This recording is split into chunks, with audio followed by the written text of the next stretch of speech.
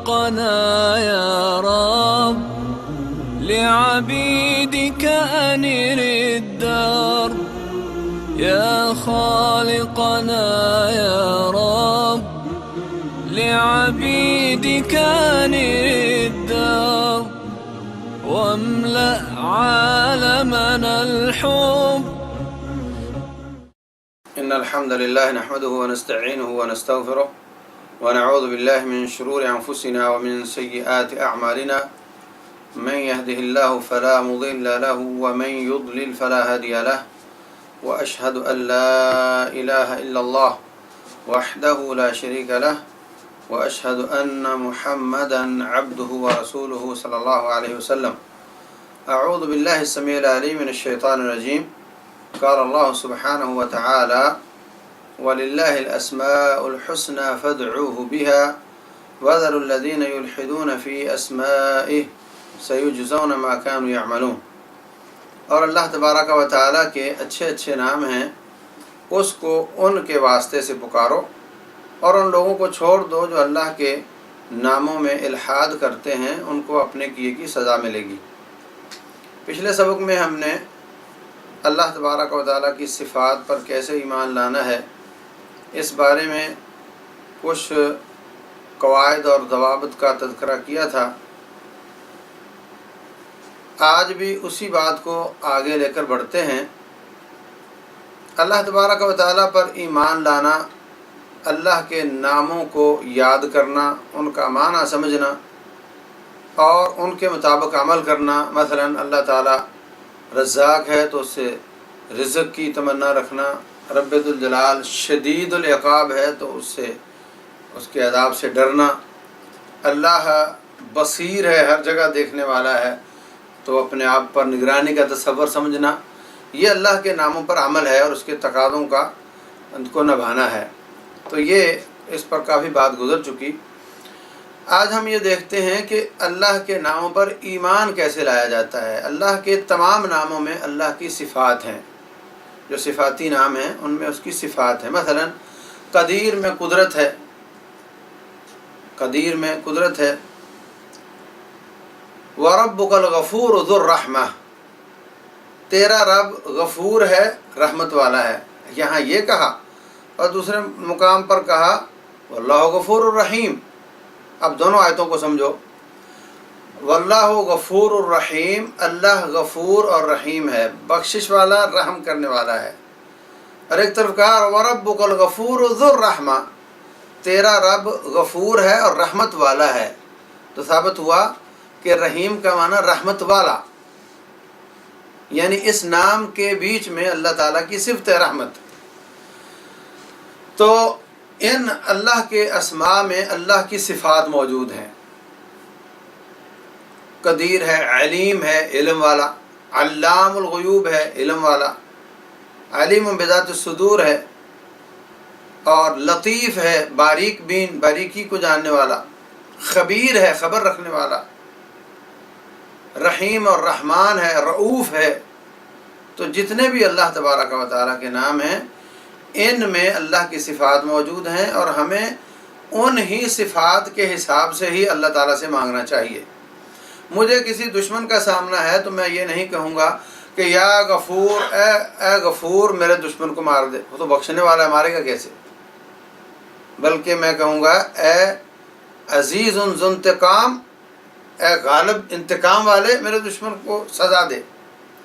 تو اس طریقے سے مجھے بچہ چاہیے تو میں کہوں گا یا وہاب، اے دینے والے مجھے اولاد دے دے. یحیی و یمیت ہے، محیی اور ممیت ہے، زندہ کرنے والا اور مارنے والا ہے. میں کہوں اے بچے دینے والے مجھے بچہ دے دے، یہ تو بات سمجھ میں آتی ہے. میں کہوں اے مارنے والے مجھے بچہ دے دے تو یہ بات سمجھ میں نہیں آتی.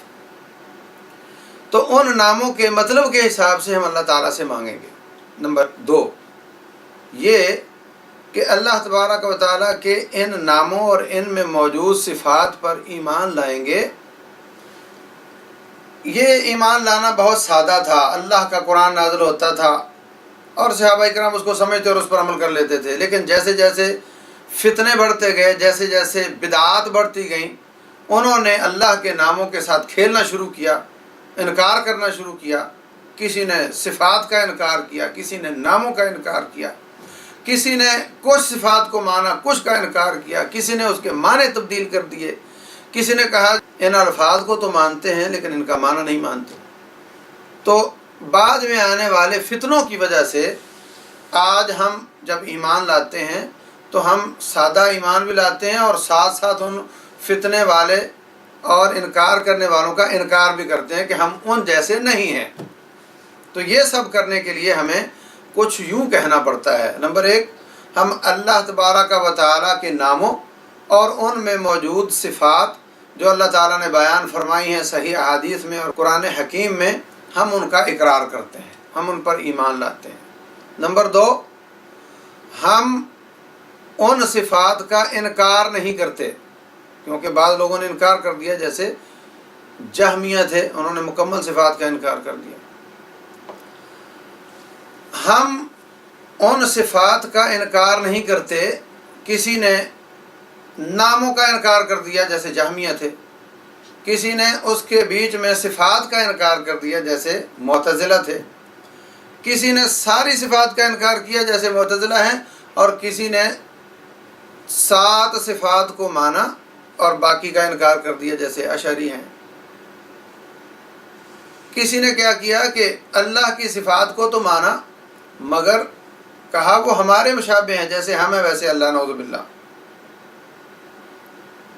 تو کسی نے کہا ہم اللہ کی صفات اس کا نام مانتے ہیں، اس کی عربی مانتے ہیں، اس کی اردو نہیں مانتے، مطلب اس کا معنی ہم نہیں مانتے، ہم کہتے ہیں اللہ جانے اس کا کیا مطلب ہے۔ تو وہ بھی بالآخر تو الٹیمیٹ رزلٹ تو اس کا بھی انکار ہی ہے۔ تو اس لیے ہم سب ان فتنے بازوں کا انکار کرتے ہوئے، ان کی نفی کرتے ہوئے یہ کہتے ہیں کہ ہم اللہ تعالیٰ کی تمام صفات اور اللہ کے ناموں کا اقرار بھی کرتے ہیں اور اس پر ایمان بھی لاتے ہیں۔ نمبر 2، ہم ان کا انکار نہیں کرتے۔ نمبر 3، ہم ان کا معنی تبدیل نہیں کرتے۔ نمبر 4، ہم اللہ کی صفات کو مخلوق کے مشابہ نہیں مانتے۔ نمبر 5، ہم اللہ تبارک و تعالیٰ کی صفات اور اس کے ناموں کے جو مطالب ہیں، مفاہیم ہیں، اس کے معنی ہیں، ان کو اللہ کے سپرد نہیں کرتے بلکہ اس کی کیفیت کو اللہ کے سپرد کرتے ہیں۔ اللہ تبارک و تعالیٰ وہ رحیم ہے، اس کا رحم کس طریقے سے ہے؟ بندے کا رحم تو ہوتا ہے دل کی نرمی، تو کیا رب ذوالجلال کا رحم اس طرح کا ہے؟ ہم اس کی حقیقت نہیں جانتے۔ امام مالک رحمۃ اللہ علیہ سے کسی نے پوچھا تھا اللہ کہاں ہے؟ بولے اللہ عرش پر ہے۔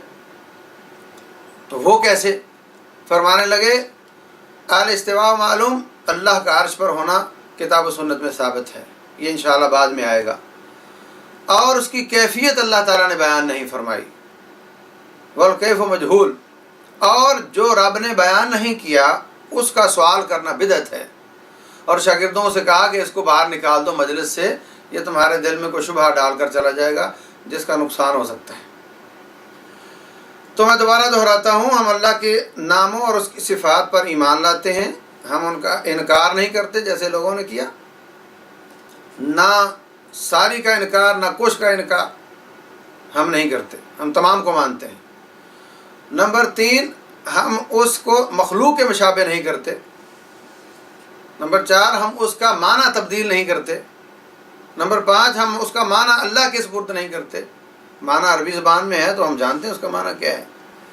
اور نمبر 6، ہم اس کی کیفیت جو اللہ نے بیان نہیں فرمائی اس کو اللہ کے سپرد کرتے ہیں۔ اس طریقے سے جب بندہ ایمان لاتا ہے تو اس کا اللہ کے ناموں اور اس کی صفات پر ایمان درست ہوتا ہے۔ اگر ان میں سے کہیں ایک جگہ جھول آ گئی تو وہ اس کا ایمان اللہ کے ناموں اور اس کی صفات پر درست نہیں ہوگا۔ تو اس طریقے سے جب ہم ایمان لاتے ہیں اس کا مطلب سمجھتے ہوئے تو پھر بندے کا ایمان انکریز ہوتا ہے، بڑھتا ہے، اور اس کو لذت آتی ہے اور اس کو اپنے رب کا تعارف حاصل ہوتا ہے۔ جیسے جیسے اللہ تعالیٰ کا تعارف بڑھتا چلا جاتا ہے اس کا خوف دل میں بیٹھتا چلا جاتا ہے، اس سے امیدیں وابستہ ہونے لگ جاتی ہیں، اس سے محبت پیدا ہو جاتی ہے، اور اس کا ایمان زیادہ ہوتا چلا جاتا ہے. ایمان کی حلاوت اور شیرینی انسان کو حاصل ہوتی ہے جو کہ اس کے بغیر حاصل نہیں ہوتی. اللہ تبارک و تعالیٰ جو میں نے عرض کیا ہم سب کو سمجھنے اور عمل کرنے کی توفیق دے. وما علینا الا البلاغ المبین.